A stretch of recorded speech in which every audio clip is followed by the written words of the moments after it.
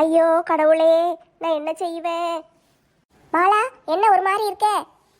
அது ஒரு பெரிய கதைக்கா. எங்கள் வீட்டுக்காரரு கோச்சிக்கிட்டு ஓடிட்டாரு. பெரிய கதையெல்லாம் கேட்க நேரம் இல்லை, சுருக்கி சின்னதாக சொல்லு, கேட்டுட்டு வேலையை பார்க்க போகணும். நேற்று ராத்திரி நானும் எங்கள் வீட்டுக்காரர் நல்லா தூங்கிக்கிட்டு இருந்தோமா, அப்போ பார்த்து திடீர்னு எனக்கு முழிப்பு வந்துட்டு ஒரே தண்ணி தாகமாக வேற இருந்துச்சு. அதுக்கும் கதைக்கு என்ன சம்மந்தம்? தண்ணி குடிக்கலான்னு அடுப்பங்கரைக்குள்ளே போனேன்னா அங்கே தான் அந்த சந்தேகமே வந்துச்சு. அப்படி என்னடி சந்தேகம் வந்துச்சு? ஏக்கா, நம்ம மூக்குக்குள்ளே இருக்கிற முடிய வெடுக்கு வெடுக்குன்னு பிடுங்குனா வலிக்குமா வலிக்காதான்னு ஒரு டவுட்டுக்கா.